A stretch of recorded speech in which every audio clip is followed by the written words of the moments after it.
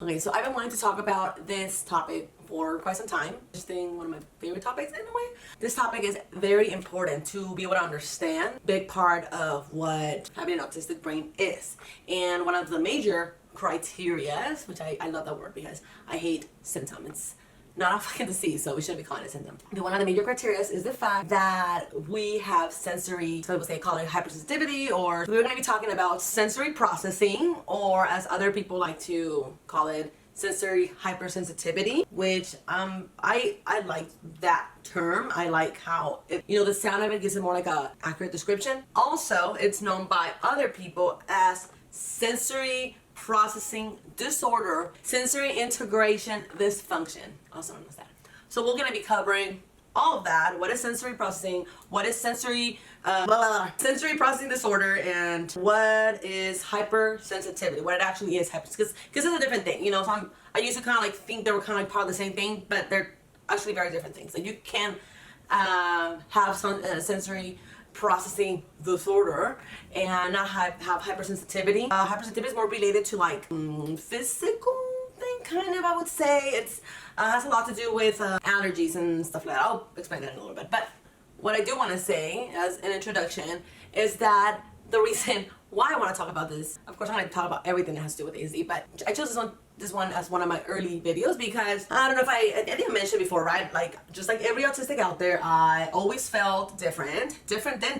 Average peers, I always felt like I stood out, in Canny Valley. Thought different and caught a lot of negative attention and just kind of like and I just always felt that my personality was very unique. I always felt very unique, that's the word. Definitely this is something that I noticed at a very, very young age.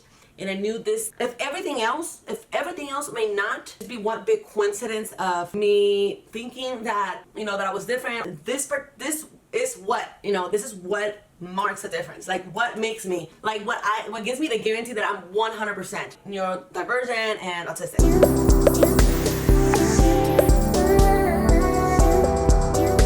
Was the fact that at a very young age, I noticed that I was very, very picky. I was very extremely particular about so many things. Like, I guess what is now considered like gaslighted, because I was made feel a lot that I was just being a brat, or I was just being, difficult, or being like just kind of ridiculous. And you know what? This is I wasn't even like super bad. Like at the very worst, I would say, I don't want to eat that, or I don't want that. Can you have something else? Or can you give me something like a different blanket or something like that? It would just kind of be a little like, I would ask if there was another option. And just for the simple fact that I would ask for a different option, that will set people off, that piss people off, that just made me the most difficult fucking person on earth. I was never one of those kids that would just, go on the ground and start crying and making a huge scene and embarrassing my parents. Like I was never any of that.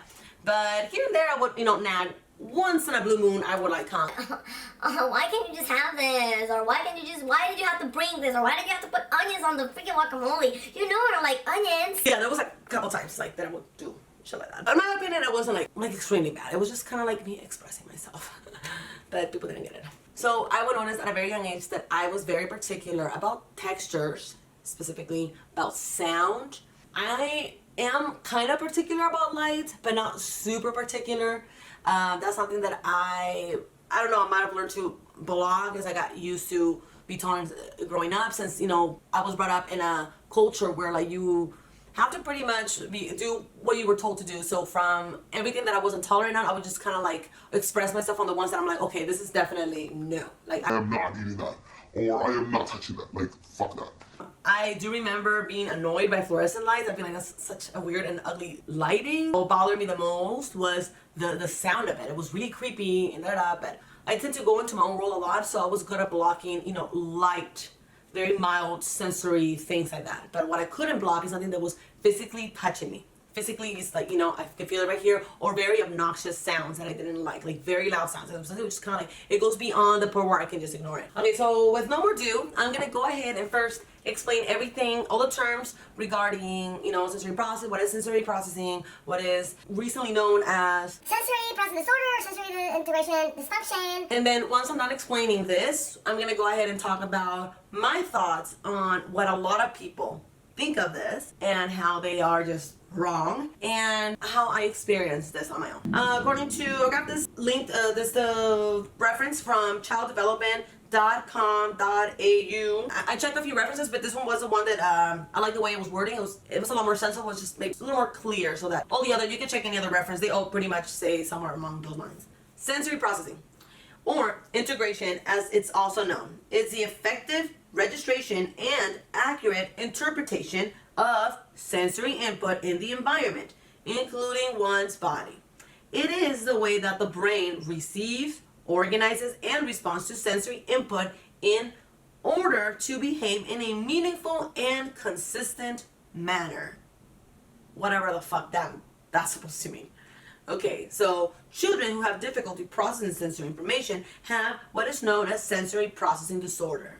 Okay, so now, what's sensory processing disorder, right? So, really pay attention to this, because it's gonna get good. I got this from WebMD, because it was the wording what I liked the best. Sensory processing disorder is a condition in which the brain has trouble receiving and responding to information that comes in through the senses, formerly referred to as sensory integration dysfunction.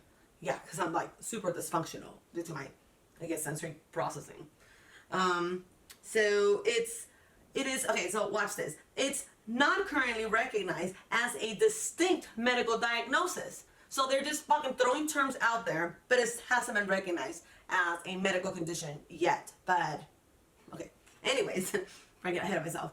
Some people with sensory processing disorder are oversensitive to things in the environment. Common sounds may be painful or overwhelming. The light touch of a shirt may chafe the skin. Okay. First of all, yes, that is kind of true. The last part, the last part where it says that, you know, that we're oversensitive to things. That's kind of true. But like, how in the fucking hell is that by default a disorder? Like, why is that fucking neurotypicals, man? I don't even know at this point if it's just neurotypicals, because there's a lot of neurodivergents that disguise themselves as neurotypicals, or that work under the influence of neurotypicals, and they're neurotypically washed, that they don't even know that they're fucking autistics.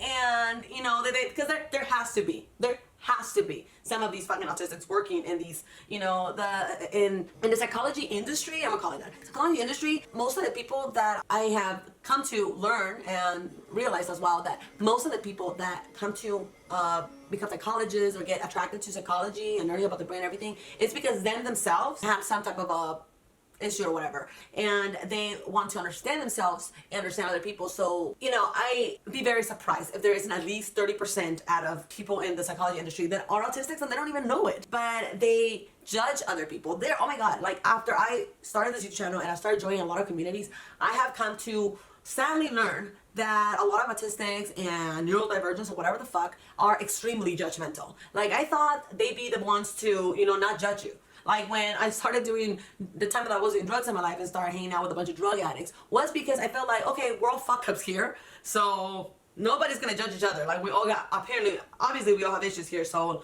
you know, I found support in that community. I found a community where I didn't feel like I had to try so hard and I had to watch this and I had to watch that. I could be whatever the fuck and nobody judged me. So I really felt that that's what was gonna happen here. And I could have not been so freaking far from the truth. So I'm gonna make a separate video going more into detail about this. Like, why is that fucking everything is called a disorder? I actually have read a couple of really good books. One of them that really kind of like also emphasizes, I'll probably make a video about this too, introduction to this book, that is called The Power of Neurodiversity. He makes an introductory story that is so interesting. They just kind of like, I don't know if it does it for other people, but to me, I love when people explain this to me like this, when they explain it like with other things. Like, if we're talking about people, like, they'll use flowers.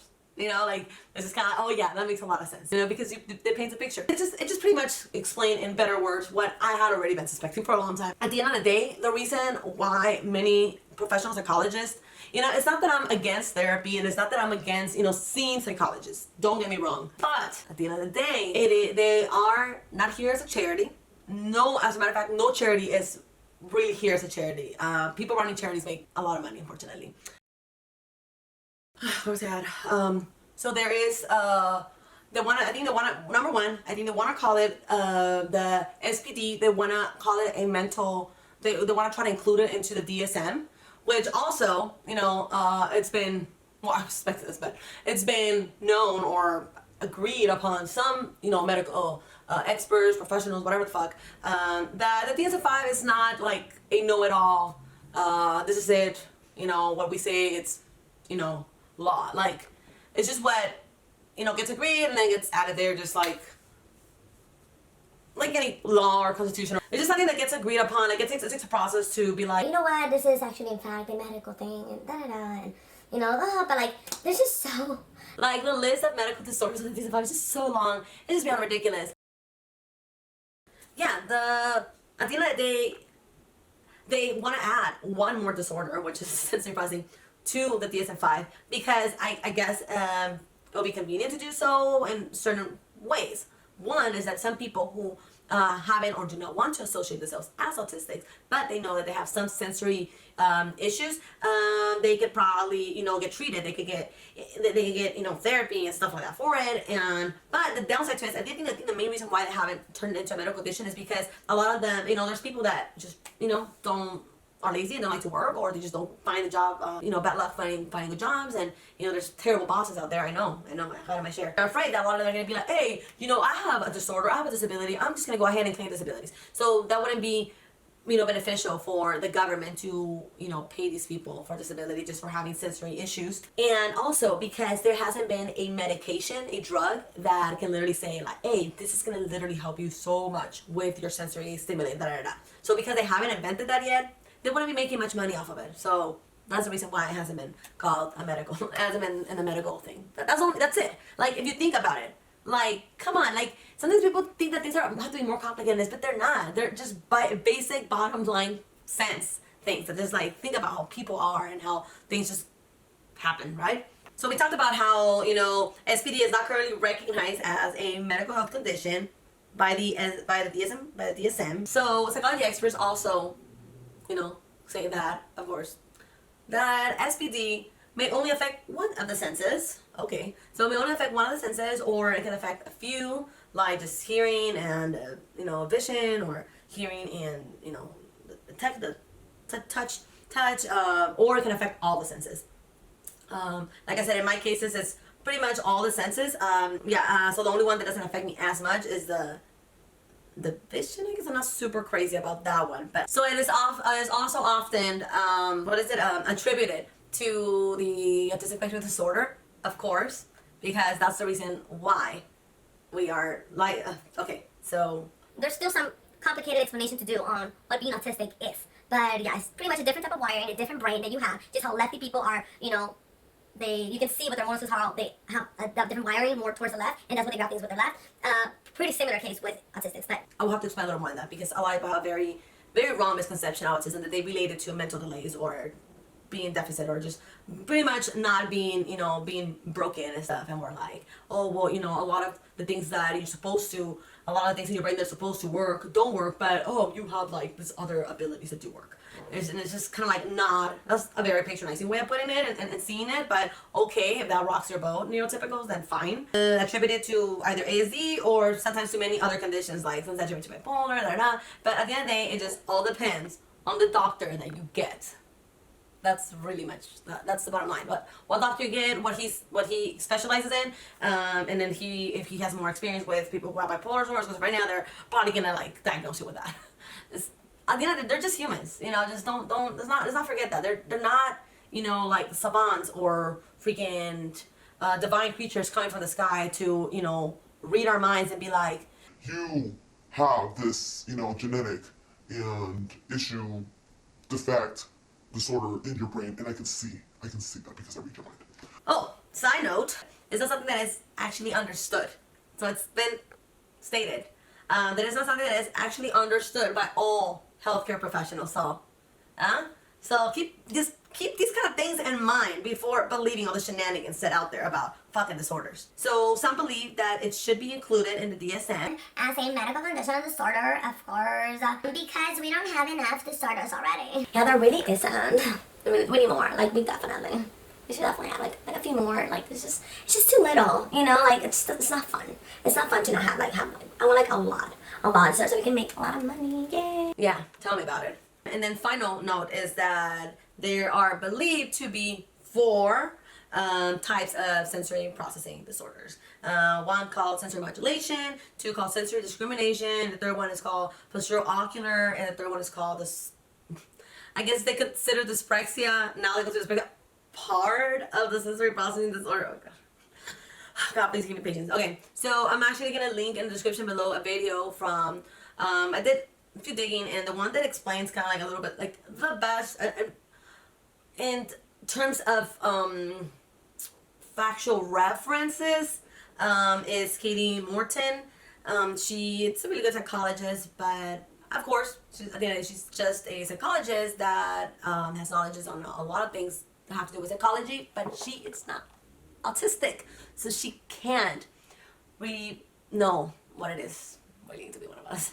So all she does is just, you know, share what she learns, and that's cool. She understands it a lot for the most part, but of course, not 100%. So I do recommend watching her video if you want to get a few explanations, like just learn from what is considered in regards to, you know, so you know.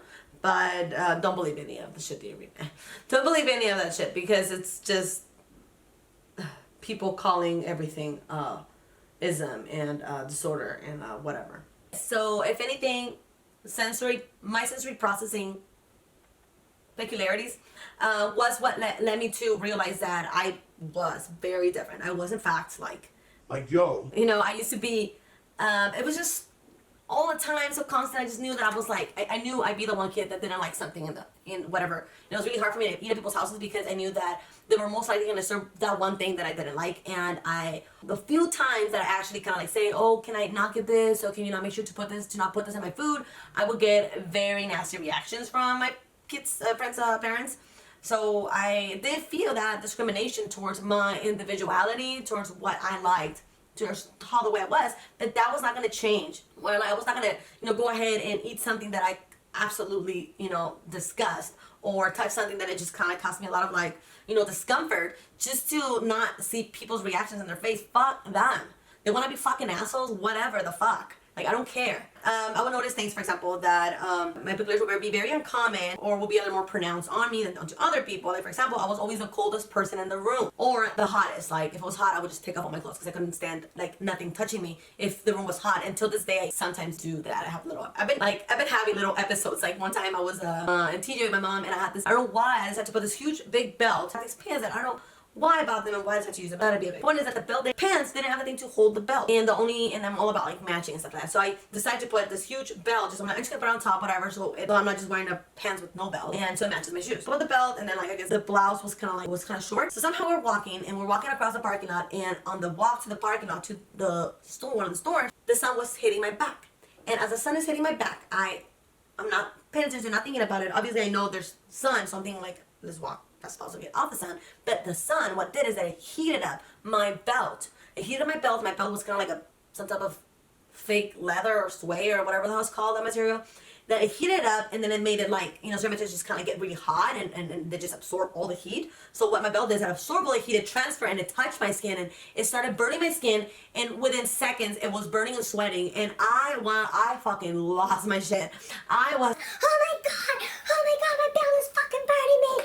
I started making a scene in the middle of the store, so I'm almost taking up all my clothes, and I'm like, oh, don't hurt me, I'm fucking burning. I just kind of like, I became a child in that moment. I didn't care, they were watching me. There wasn't a lot of people, so I was like, and I didn't know them, so I'm like, worst case scenario, they're gonna think that I'm fucking crazy, and that's fine. That's a fair price to pay to get rid of this fucking uncomfortness. Like, right the fuck now.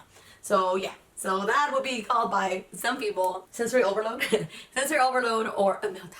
It wasn't really a meltdown, it was just a bit of a tantrum. And that's one very, very, very recent example. But yeah, I was always like the coldest person in the room. Like, and I would get this feedback a lot. People saying like, oh, you're very, the word is called friolento, which is somebody who gets chilly really, really fast. It's mainly for cold weather. So there's sensitivity to cold weather or temperatures dropping very low, it's very high. So I pretty much what I meant, like I would get colder like really fast, really easily. So about that, and I just threw it under the rug as I'm like, oh, I guess that's a thing. Some people are like that because they made it sound like, oh yeah, you are this, some people are like this, so you are very this. And I thought, oh, I guess I'm very this. But it wasn't just that, you know, it was more like I was always the coldest person in the room. Like if it was chilly, people were like, oh yeah, it's cold. I'm like, freezing. And not only that, but if it was at a party with my parents and it was really cold, like I would just fall asleep. Like as a kind of like defense mechanism where I just my body will start to shut down. Where like I cannot stand this fucking cold weather, so I would fall asleep in places, which it was very torturing, you know, yeah, to say the least. Yeah, so I was very sensitive about like, you know, temperatures definitely. And I know a few people that are like so like that. I'm like, I get what you feel. I also noticed that I didn't really like people touching me. But that's just a side note. Let's start with the list, right? Shall we? So